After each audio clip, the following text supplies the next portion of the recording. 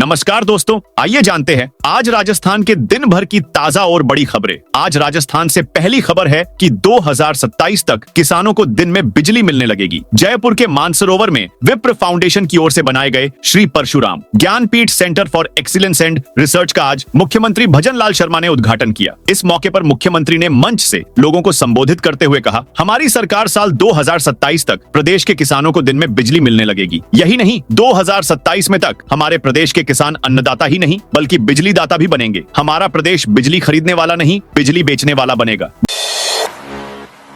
डांगरी गांव में हिंसा फैलाने वालों पर हुई FIR जैसलमेर। डांगरी गांव में 4 अगस्त गुरुवार को हुई पत्थरबाजी और आगजनी की घटना में संज्ञान लेते हुए सांगड़ थाना पुलिस ने 20 से भी ज्यादा लोगों पर मुकदमा दर्ज किया। सांगड़ थाना के हेड कांस्टेबल सुमेर दान ने 20 नामजद व अन्य लोगों पर सरकारी संपत्ति को नुकसान पहुंचाने व राजकार्य में बाधा के मामले में गंभीर धाराओं में मामला दर्ज किया है। सांगड़ थाना SHO बाबूराम ने बताया, डांगरी गाँव के खेत सिंह हत्याकांड मामले में गुरुवार को डांगरी गाँव में शाम 4 बजे के बाद भीड़ के रूप में लोगों ने गांव में प्रवेश किया और गाड़ियों, बाड़ों आदि में आग लगाई व पथराव किया। इस दौरान पुलिस की गाड़ियों को नुकसान हुआ, साथ ही पुलिस कर्मियों को भी चोटें आईं, जिस पर शनिवार को सांगड़ पुलिस ने 20 से भी ज्यादा लोगों पर मुकदमा दर्ज किया।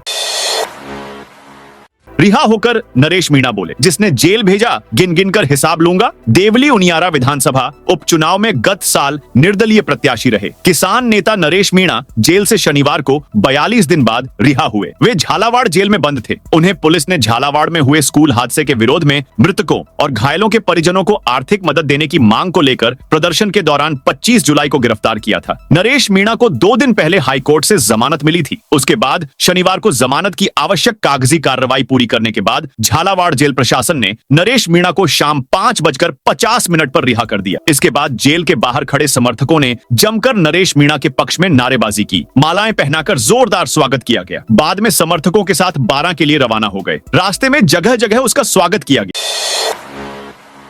भजन लाल बोले, गौशालाओं में मनाएं जन्मदिन शादी की सालगिरह। CM भजन लाल शर्मा ने कहा कि आप अपने जन्मदिन पर, शादी की सालगिरह पर कहीं मत जाइए, आप किसी गौशाला में जाइए, आपको बहुत बड़ा सुकून मिलेगा। पहले माता बहनें पहली रोटी गाय के लिए बनाती थी। पहली रोटी गाय माता के लिए होती थी। आज गैस का चूल्हा है। कुछ घरों में तो गौ माता की रोटी भी नहीं बनती होगी। हमारे घर में जो गौ माता की रोटी बनती है उसका अनुमान लगाकर साल के हिसाब से कहीं गौशाला में गौ माता के नाम दान देना चाहिए। CM ने कहा, मेरे जीवन में गौ माता का बहुत बड़ा महत्व है। मैं जब गांव में रहता था तो गाय रहती थी। मैं गांव से भरतपुर रहने गया तो मेरे रहने के लिए जगह कम थी, लेकिन पहले मैंने मेरी गाय के रहने के लिए उसका स्थान बनाया, उसके बाद मैं आया।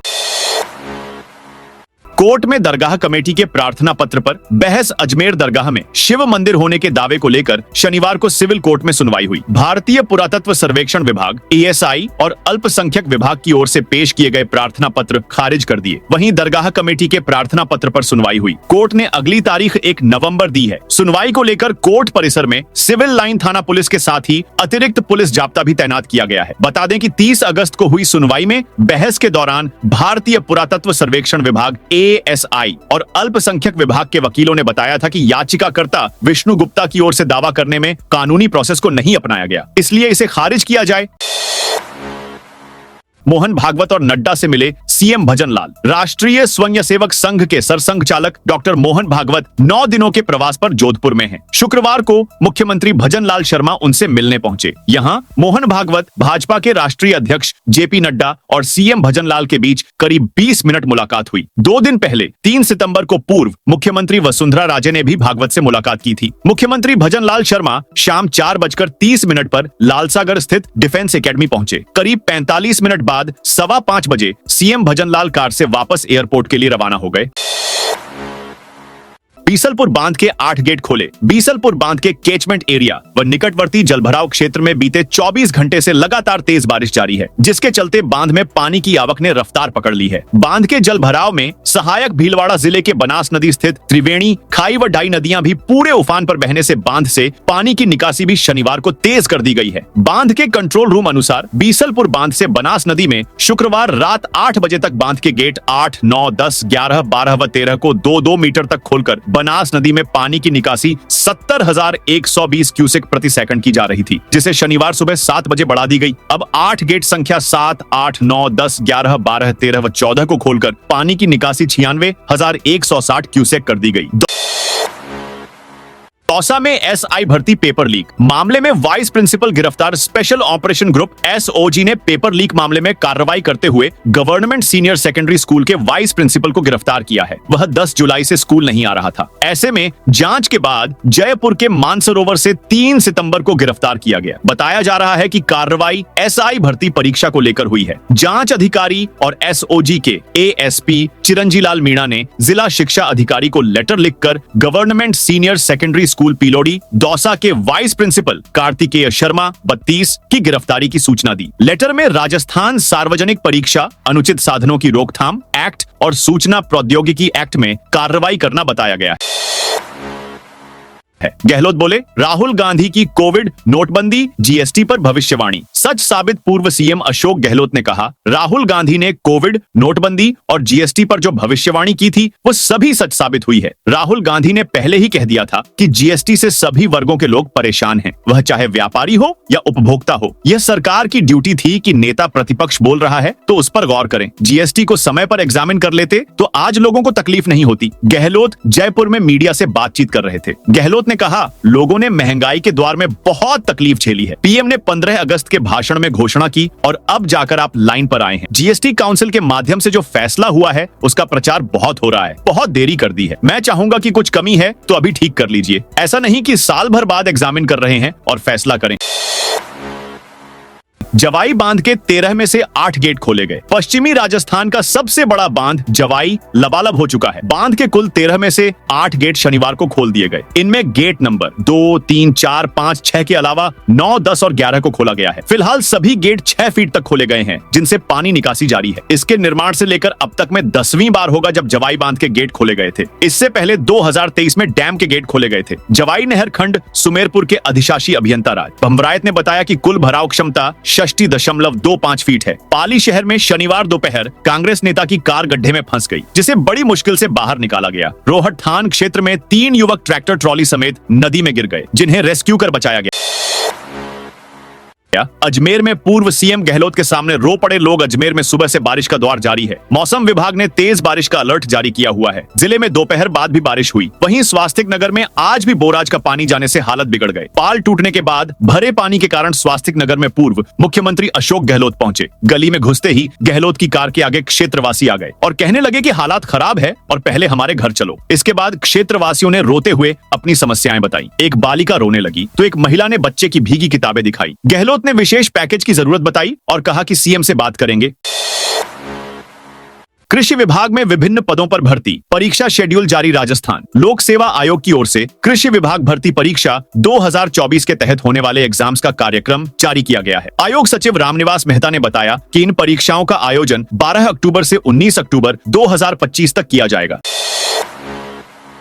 राजस्थान का बांध ओवरफ्लो, नारनौल में खतरा। हरियाणा के महेंद्रगढ़ में राजस्थान का बांध ओवरफ्लो होने से खतरा बन गया है। इसका पानी कृष्णावती नदी में आता है। सबसे पहले जिले का नांगल चौधरी क्षेत्र पड़ता है। बांध ओवरफ्लो होने के कारण कृषि विभाग ने भी नांगल चौधरी में अलर्ट जारी कर दिया है। इसके लिए कृषि विभाग सभी गांवों में फील्ड स्टाफ को उतारकर आपदा बचाव के लिए किसानों को जागरूक कर रहा है। राजस्थान के नियमका थाना इलाके में लगातार हो रही बारिश से क्षेत्र का सबसे बड़ा रायपुर बांध पानी से ऊपर तक भर गया है। 7 साल बाद बांध से पानी की चादर चलने लगी है, जिसे देखने के लिए लोग बड़ी संख्या में बांध पर पहुंच रहे हैं। वहीं बांध की वजह से महेंद्रगढ़ में अलर्ट जारी कर दिया गया है।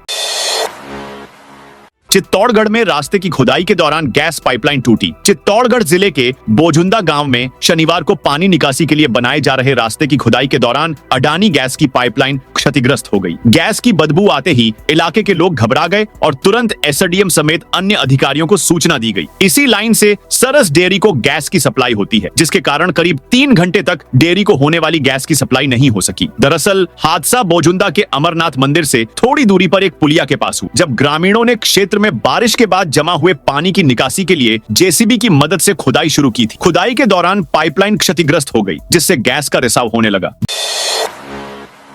दौसा में शहर चलो अभियान 15 सितंबर से होगा शुरू। दौसा में शहर चलो अभियान 15 सितंबर से शुरू होगा। शनिवार को जिला प्रभारी सचिव भवानी सिंह देथा ने कलेक्ट्रेट में कलेक्टर देवेंद्र कुमार व अन्य अधिकारियों की बैठक ली। बैठक में गांव चलो अभियान, शहर चलो अभियान और सहकारिता सदस्यता अभियान की तैयारियों की समीक्षा की गई। प्रभारी सचिव ने दिशा निर्देश दिए। भवानी सिंह देथा ने कहा, सभी विभाग आपसी समन्वय के साथ बेहतर तैयारी कर गांव चलो, शहर चलो एवं सहकारिता सदस्यता अभियान के माध्यम से लोगों तक योजनाओं लाभ पहुंचाएं। राज्य सरकार की महत्वपूर्ण पहल के रूप में आगामी 18 सितंबर से गांव चलो अभियान, 15 सितंबर से शहर चलो अभियान एवं 2 अक्टूबर से सहकारिता सदस्यता अभियान चलाया जा रहा है। लोगों के जरूरी कार्य ग्राम पंचायत मुख्यालय पर ही हो जाए।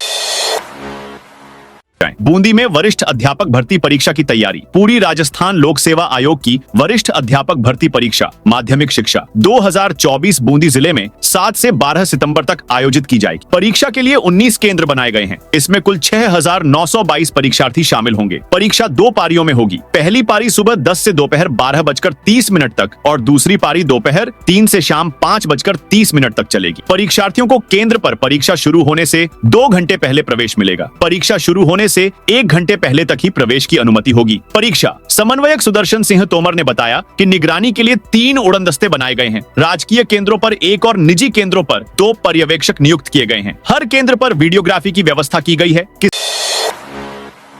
किसान संघ 9 सितंबर को कलेक्ट्रेट पर देगा धरना। 12 में भारतीय किसान संघ 9 सितंबर को जिला कलेक्ट्रेट पर धरना प्रदर्शन करेगा। इस धरने में तेलंगाना से राष्ट्रीय अध्यक्ष के साईं रेड्डी भी शामिल होंगे। किसान संघ के पदाधिकारियों ने कहा कि राजस्थान में बार बार झापन देने के बाद भी किसानों की समस्याओं का समाधान नहीं हुआ है। राष्ट्रीय कार्यकारिणी सदस्य कैलाश गंदोलिया ने कृषि आदानों पर जीएसटी कम करने के लिए सरकार का आभार जताया। प्रधानमंत्री के नाम दिए जाने वाले झापन में प्रमुख मांगे शामिल हैं। इनमें फसल बीमा नियमों को किसान हितैषी बनाना, आपदा राहत राशि और किसान सम्मान निधि को दोगुना करना, समर्थन मूल्य पर पूरी अनाज खरीद और आयात निर्यात नीति में कृषि हित का ध्यान रखना शामिल है। करौली जिला अस्पताल में ऑक्सीजन प्लांट बंद। करौली जिला अस्पताल में सभी ऑक्सीजन प्लांट बंद पड़े हैं। अस्पताल में 150 एलपीएम और 260 एलपीएम क्षमता के 2 ऑक्सीजन प्लांट लगे हैं। इन प्लांट से वार्ड, आईसीयू और ऑपरेशन थिएटर में ऑक्सीजन सप्लाई की जाती थी। मातृ शिशु अस्पताल में भी 315 लीटर प्रति मिनट और 1000 लीटर प्रति मिनट क्षमता वाले प्लांट काम नहीं कर रहे हैं। पीएमओ रामकेश मीणा के अनुसार शुक्रवार को एक प्लांट तकनीकी खराबी के कारण बंद हो गया। वर्तमान में मरीजों को नए अस्पताल में लिक्विड ऑक्सीजन प्लांट और पुराने अस्पताल में बड़े सिलेंडरों से ऑक्सीजन दी जा रही है। पहले इन प्लांट का संचालन RMSSCL GSK कंपनी करती थी। मेडिकल कॉलेज खुलने के कारण कंपनी ने टेंडर कैंसिल कर दिया है। झुंझुनू में BLO को घर बंद मिला तो नोटिस चिपकाएंगे। झुंझुनू जिले में मतदाता सूची को अपडेट करने के लिए एक विशेष और गहन अभियान SIR 2025 शुरू किया है। इस अभियान के तहत जिले के 1500 से ज्यादा मतदान केंद्रों पर तैनात सभी बूथ लेवल अधिकारी BLO को हर दिन कम से कम 20 घरों में जाकर मतदाताओं का सत्यापन करने का लक्ष्य दिया गया है। इस कदम से जिले के लाखों मतदाताओं का डेटा फिर से अपडेट हो पाएगा, जिससे मतदाता सूची की सटीकता बढ़ेगी। कोटा में 3 दिन तेज बारिश की चेतावनी। कैचमेंट एरिया में हो रही बारिश और चंबल के बांधों में पानी की आवक होने से कोटा बैराज से पानी डिस्चार्ज का फ्लो बढ़ाया है। सुबह 8:15 बजे के करीब कोटा बैराज की गेट ओपनिंग 6 फीट बढ़ाई गई है। बैराज के 3 गेट खोलकर 22,045 क्यूसेक पानी डिस्चार्ज किया। दोपहर 3 बजे गांधी सागर बांध के 3 गेट खोलकर 57,339 क्यूसेक पानी की निकासी की गई। वही राणा प्रताप सागर बांध के भी गेट खोलकर मशीन से अतिरिक्त पानी की निकली की जा रही है। कोटा बैराज से भी 5 गेट खोलकर 90,000 क्यूसेक पानी की निकासी की जा रही है। नयापुरा छोटी पुलिया पर यातायात को भी बंद किया गया। जिला प्रशासन के द्वारा लोगों को चंबल नदी के बहाव क्षेत्र से दूर रहने को कहा है।